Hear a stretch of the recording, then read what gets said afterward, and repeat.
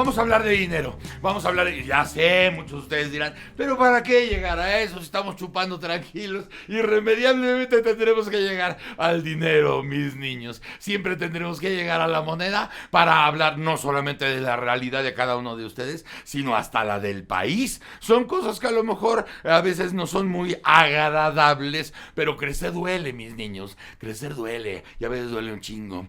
Voy a platicar con Salvador Garrido, director general de Garrido, Licona y Asociados. Salvador, bienvenido. Hola, Broso, ¿qué tal? Muy buenos días. Muy un placer buenos estar días. contigo. Gusto de tenerte aquí. Se nos viene encima irremediablemente lo que tendrá que ser la reforma fiscal. Como tú lo sabes y lo sabe mucha gente que nos escucha y nos ve, ya sea por aire libre o por YouTube, estarán enterados de que ya han empezado a suceder cosas que te mueven en ese sentido. ¿Para dónde irá el nuevo gobierno con respecto a la reforma fiscal? Sabemos que Andrés prometió que no se iban a subir los impuestos. También sabemos las diferencias o no diferencias que hay entre crecimiento y desarrollo. Sabemos perfectamente que hay un cuerpo de gente que paga impuestos que siempre es la castigada. O sea, como ya están, pues entonces exprimir las piedras, ¿no? Pero hay mucha gente que falta. Incluso la economía informal tiene un porcentaje altísimo en la economía nacional, ¿no? Entonces tenemos que empezar a hablar de esto. ¿Hacia dónde se dirige la reforma fiscal? ¿Hacia dónde tendría que dirigirse? ¿Cómo es? ¿Cómo lo ves? Pues mira, nuevamente tenemos una reforma fiscal en donde el gobierno federal está buscando incrementar una recaudación, es decir, incrementar sus ingresos a través de el aumento de los impuestos, que en este caso no hay nuevos impuestos. Es correcto la propuesta en este caso del gobierno, en el sentido de que no hay nuevos impuestos, sin embargo sí hay un incremento. ¿Por qué? Porque en algunos casos se está limitando algunas deducciones para las personas, para las empresas, y en consecuencia, si limitas mis deducciones, es decir, mis gastos que puedo disminuir del pago de impuestos, luego entonces tengo que pagar más impuestos. No te aumento los impuestos, pero te limito las posibilidades de que a ti te salga más barato. Exactamente, eso es por un lado. Y por otro lado, hay una estrategia muy, pero muy agresiva, en el sentido de lograr una mayor fiscalización, es decir, lograr que la mayor parte de las personas y empresas que hoy no pagan impuestos, paguen un impuesto. Y un ataque severo, directo, a empresas que hoy en día son evasoras fiscales. Como los factureros. Como los factureros, exactamente, como los que dan outsourcing que no paga impuestos, en donde se está haciendo muy agresivo porque se está considerando inclusive la posibilidad de considerar como crimen organizado aquella evasión fiscal que exista con motivo de este tipo de operaciones simuladas. Es tal la urgencia que se llega a ese tipo de niveles. Lo de los factureros lo puedes entender porque dices, bueno, es tan grande que es se volvió casi una industria, ¿no? Y que además fue cobijada. El outsourcing, por ejemplo, que lo vimos desde la reforma laboral, ¿te acuerdas? Así es. Que decías, oye, pero ¿para quién están legislando estos cabrones? Porque se están sirviendo nada más de un lado y están olvidando el otro. Sí, así es. Estaba comentando Margarita Ríos Farjat que son miles de millones de pesos que se evaden a través de este uso de facturas que soportan operaciones que realmente no existen. Por eso es que se está atacando severamente esta situación. Y es una medida, me parece que muy adecuada, porque a través de esta estructura, estas operaciones, se están dejando de pagar impuestos, y el impuesto no es otra cosa más que un recurso que tiene el gobierno para obtener ingresos que se destina al gasto público. Se ha criticado mucho esa situación porque desafortunadamente se hace un mal uso del gasto público, pero debemos empezar por recaudar lo que se debe recaudar. Bueno, eso estamos esperando que sea la diferencia entre hoy y todos los ayeres. Exacto. Porque finalmente tú decías, ¿para qué pago impuestos? ¿Para que se lo claven estos carnales? ¿Para que acaben en cuentas en Bahamas? O en Andorra? Para eso estás pagando impuestos. Pagas impuestos para recibir servicios. Esa es la parte importante. Me parece que el pago de los impuestos es correcto. Lo que nos hace falta, además de pagar impuestos, es exigir también el uso correcto que se le dé a los mismos, que esa es otra situación que debemos de estar vigilando y debemos de fiscalizar también. Y ahí también entra el plan que tenga el nuevo gobierno, ¿no? Exactamente, el tema de transparencia, lo que se está haciendo precisamente en diversos destinos con lo que es la unidad de inteligencia financiera, en donde se está analizando efectivamente dónde se están destinando los recursos. En fin, hay diversas situaciones que se tienen que considerar. Pero hablando de la reforma fiscal, me parece en principio atinada la forma en la cual se está planteando. Lamentablemente incrementa el tema de impuestos, afectas a unas personas. En el tema, por ejemplo, de los factureros, lo que se teme por parte del sector empresarial y las personas es que puedan exigirse el pago de impuestos a personas que no realmente están realizando actividades de esa naturaleza. Ajá. Ejemplo, probablemente algún restaurante en donde por alguna razón no cumple con el aviso ante el SAT, te da una factura, tú le consumiste ese restaurante, pues esa situación lo pone que le estás comprando quizás a una empresa que no está declarando impuestos y por lo tanto tú estás vinculado con una empresa que no está pagando impuestos. Eso no quiere decir que tú estés haciendo algo indebido, ¿no? Pero ¿qué sucede si estas cantidades son cantidades importantes?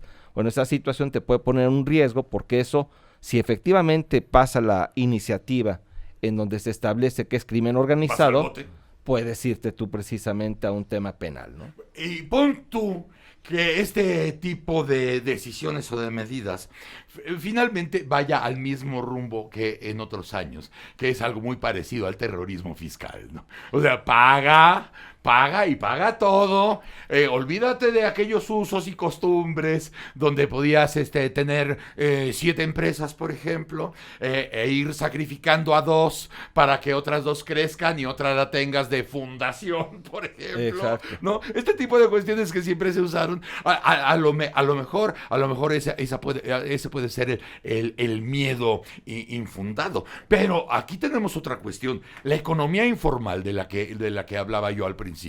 Parece ser, oriéntame, porque parece ser que la economía informal, así como se llama, informal, acaba haciéndole un gran favor al gobierno. Me recuerda un poco a las remesas.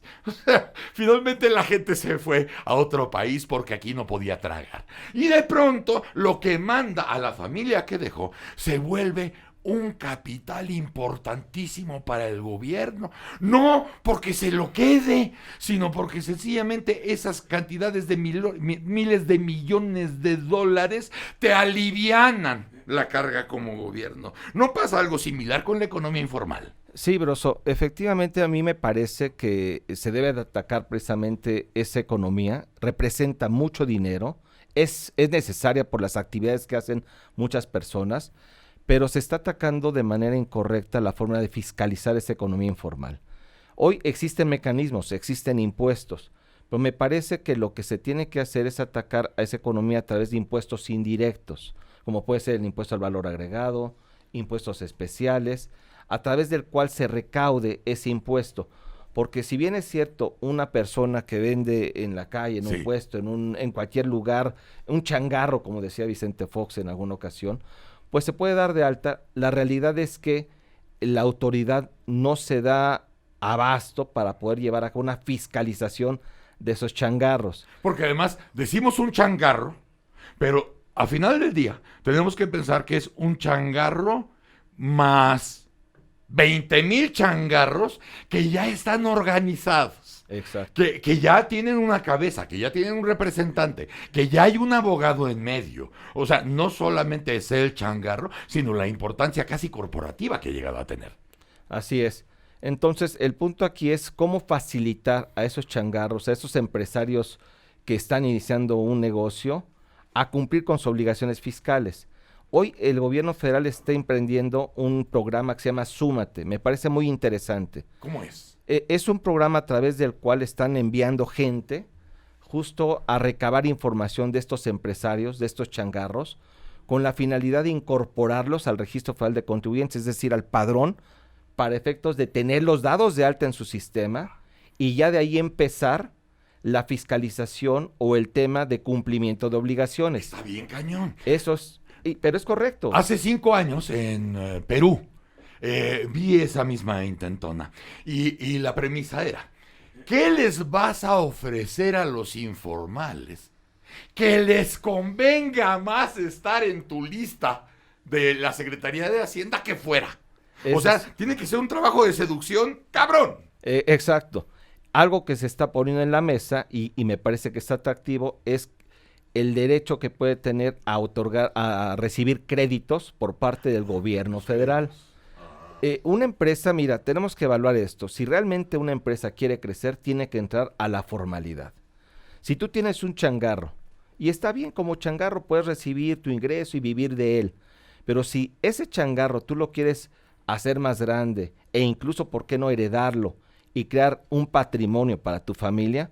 Tienes que llegar tarde o temprano a un grado de formalización que te permita crecer ese changarro, porque si tú quieres trabajar con una empresa como proveedor, realmente esa empresa te va a pedir facturas, te va a pedir que pagues impuestos, porque si no, sencillamente no te va a comprar. Ya ni siquiera valdría poner el juego del huevo o la gallina, porque finalmente una persona que puso un changarro tiene la coartada moral de decir, como no me dan trabajo, como no encuentro trabajo, me lo tengo que inventar yo. Así Ahora, si este programa de Súmate funcionara, tendría que llegar un momento en que son tantas las empresas que se convierten a lo oficial, que si no te conviertes parece que sales sobrando. Así es. El tema aquí es que al convertirte lo que buscan es formalizar, incluso el que no pagues impuestos, porque la ley te lo puede permitir, puedes tributar bajo un esquema de pago de impuesto pequeño o incluso de no pago lo hicieron, impuestos. era un plan a 5 años. Hoy lo tenemos incluso. Vas a pagar tantito, en un año vas a pagar un poquito más, pero te vamos a aguantar. Ese programa existe en México a través de un régimen que es el régimen de incorporación fiscal. Muy bien. En donde existe la posibilidad de que tú al primer año te otorguen un crédito por el 100%, el segundo por el 90% y así subas hasta 10 años en donde ya vas a tener que pagar impuesto. Lo que busca este programa es justo empezar a formalizar, a hacer conciencia en la gente para que comience a tributar de poquito a poquito y eso es muy positivo.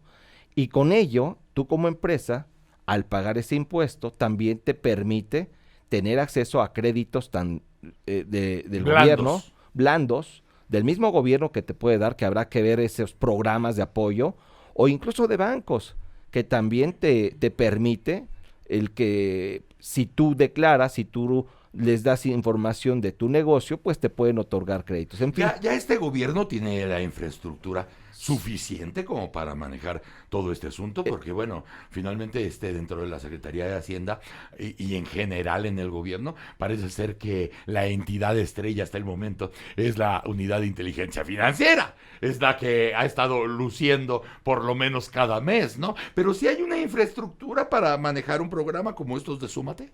De acuerdo con la información que se tiene parte del gobierno federal, así es, se tiene esa infraestructura y se va a apoyar a este tipo de empresas. Falta todavía el detalle, los mecanismos, los programas particulares que se van a manejar. La realidad, pues. Y la realidad, exacto. Pero me parece que este es un primer paso.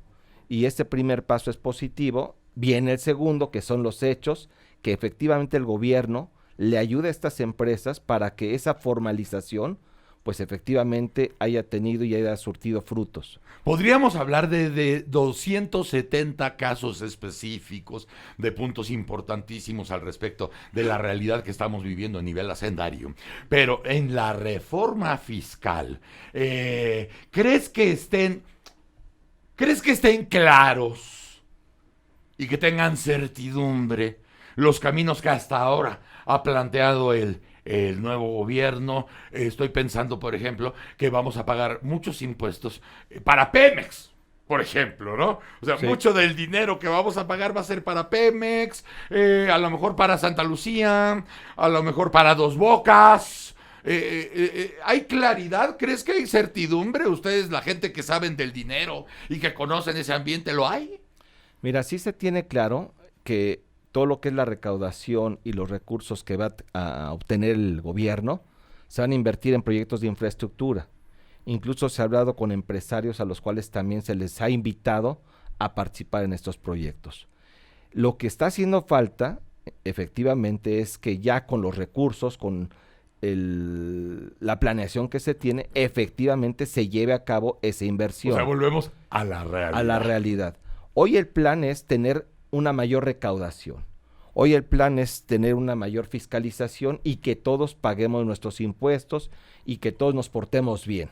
Y tendremos que estar nosotros también preocupados para que ese dinero, como decíamos al principio, se aplique bien. Que sea dinero bueno al bueno y no sea dinero bueno al muerto. Exacto, esa ya sería la ejecución, que ahora como ciudadanos y como contribuyentes nos corresponde exigir que se lleve a cabo y que efectivamente se aplique donde se establece que se va a aplicar en estos proyectos de infraestructura. La receta me gusta. O en planes sociales. Oye, yo pago, cabrón, no tengo bronca, yo pago. Pero dime dónde va a ir mi lana. Ese es el tema. Y muchos empresarios y personas es lo que cuestionamos. Y la realidad es que en años o en sexenios y durante mucho tiempo, la situación del pago de impuestos duele porque no sabemos dónde se van los recursos. Ese es un tema que la verdad siempre se ha cuestionado. Siempre. Y ese es un tema que esperemos que en esta ocasión efectivamente cambie. Los empresarios, las personas, los contribuyentes, la gente en general me parece que está en la posición de querer contribuir, pero falta el empezar a exigir también que esos recursos se destinen correctamente. Sí, y hay que exigir incluso también de una manera organizada. No importa que de pronto el gobierno actual vea adversarios en la gente que se organiza pues para fiscalizar al mismo gobierno, ¿no? Pero hay que hacerlo. Ya fuera en este sexenio, fuera en otro. A lo mejor debimos haberlo hecho desde hace 40 años. Y a lo mejor nos debimos organizar para que la voracidad no fuera la que ganara al final del camino, ¿no? A lo mejor ahora no nos vamos a enfrentar a la voracidad, pero nos vamos a enfrentar a la ineficiencia, que también duele. Entonces tendremos que estar muy informados y muy exigentes, porque es nuestro dinero, es nuestro país, y los patrones somos nosotros, Salvador. Así es. Sí, nosotros tenemos que hacer lo necesario para que nuestras empresas crezcan. Y para que nuestras empresas crezcan necesitamos tener un gobierno, un país que esté creciendo. El gobierno debe entender que invirtiendo y apoyando a las empresas, la economía crece. Si no lleva a cabo esta inversión, este apoyo a las empresas y empresarios, y solamente se destina a cobrarse impuestos, va a terminar con el sector empresarial. Y lo dices tú, y lo han dicho en distintas tribunas, muchas personas que tienen que ver con la empresa, que tienen que ver con los destinos de México hace mucho tiempo, diciendo inviertan. Metan, porque si el gobierno no invierte, las empresas dicen yo no voy. Así, yo no voy. Eso es lo que hoy en día se está cuestionando por parte del empresario en México.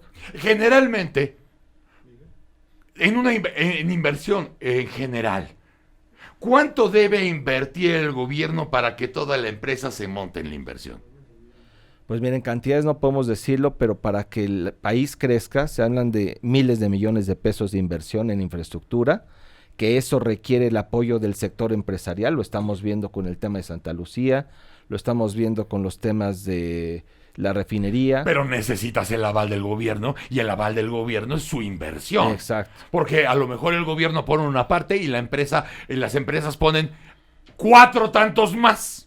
Exacto. Pero tienen la firma del gobierno que garantiza que eso se va a aterrizar y Así que es. ese proyecto se va a terminar porque el gobierno está en medio. Exacto. ¿Y qué genera si tú, como en este caso gobierno, inviertes?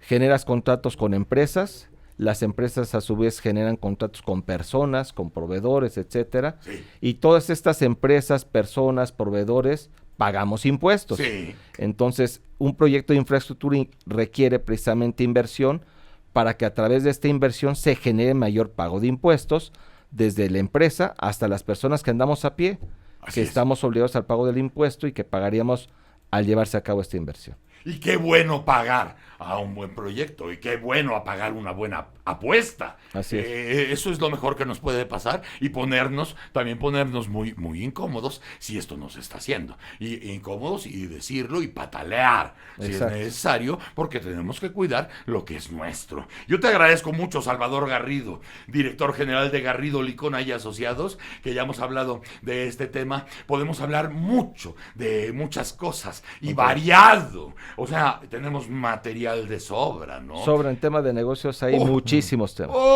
Antes de despedirte, quiero pedirte un favor. Nada más confírmame esta información que me está llegando para saber qué puede ser de mi vida. Si yo tengo un contador pendejo. No existen contadores pendejos. Pero vamos bueno, un supuesto. Es que soy contador, broso. Por eso te lo pregunto, porque pues tú estás titulado. Está bien. Pero la pregunta va en este sentido. Si yo tuviera un contador pendejo, ¿sería fácil que me condonaran 16 millones de pesos? Mira, habrá que ver el caso y sé a dónde vas. Me parece que puede presentarse una situación en donde en su momento se determinó un impuesto que no procedía, que es por donde presidente se está defendiendo esta persona. No sé de qué hablas. No procedía, y al no proceder, porque jurídicamente, y eso es correcto, yo te diría, a ver, mira, lo voy a poner desde esta perspectiva. Insisto, habrá que entrar a detalle. Yo, siendo una autoridad fiscal, te determino a ti que debes 16 millones de pesos. Y tú sí presentaste las declaraciones, pero al observar los cálculos, observas que yo, autoridad, estoy aplicando un criterio que jurídicamente puede o es una interpretación de la ley, y que tu interpretación también está basada en ley. Hay una controversia. De esa controversia tendríamos que irnos a un tribunal a pelear y a discutir quién de los dos en su criterio fiscal tiene la razón. En ese sentido sale un convenio de condonación en donde te dicen, oye, paga un porcentaje equivalente y ya, ¿qué te conviene a ti? Cuando sabes que estás cumpliendo con la ley, dices, bueno, vámonos hasta las últimas consecuencias y pagas o no pagas. Te avientas un tirito, déjame denominarle. Esa tesis sería estupenda si el error hubiera sido de Hacienda. Exactamente, el punto aquí pero es si el error es del contador, no hubiera sido la misma historia. Es que se está juzgando que el contador se equivocó. Bueno, o que hay es contadores. lo que dijo la interesada. Me parece que no podemos decir que el contador se equivocó. Habrá que ver qué interpretación tuvo para aplicar el cálculo de impuestos que lo llevó a pagar menos impuestos. Quizás tiene un sustento, quizás sí fue un error. Si derivó de un error, pues tiene que pagarse el impuesto. De un error del contador. Si es un error del contador. Pero si se equivoca el contador. Si se equivoca el contador. ¿Hacienda acaba condonándote? Mira, a ver. Hacienda te puede condonar. Porque entonces sí conviene. Hacienda no te puede condonar. Quien te condona es un decreto que en este caso emitió el Poder Ejecutivo y se ha venido emitiendo en diversos sexenios. Y a través de ese convenio se busca como estrategia recaudar parte de los impuestos que no se sabe que algunos han dejado de pagar y que se han tomado beneficios de ese convenio por algunas personas. Muchas almas caritativas me han condonado y gracias a eso no hay tantos payasos en la tierra, ¿no? Gracias a Dios. Pero yo te pregunto, si debo 16 millones de impuestos, ¿cuánto gané? Tú debiste haber pagado ese impuesto, 16 millones de pesos, si te correspondía pagar. Por eso. Con un error del contador. Por eso, pero si me dicen que yo debo 16 millones de pesos, ¿cuánto gané? Bueno, multiplícalo por, elévalo, es el 30% quizás de lo que ganaste. Ajá. Eso quiere decir que debiste ganar 32, 60 mil, 70 mil. O sea, me fue chingón, ¿no? Sí, te fue bastante bien. Entonces, ¿no me recomiendas un contador? Pues, yo con todo gusto te puedo asesorar. Un pendejo, o sea.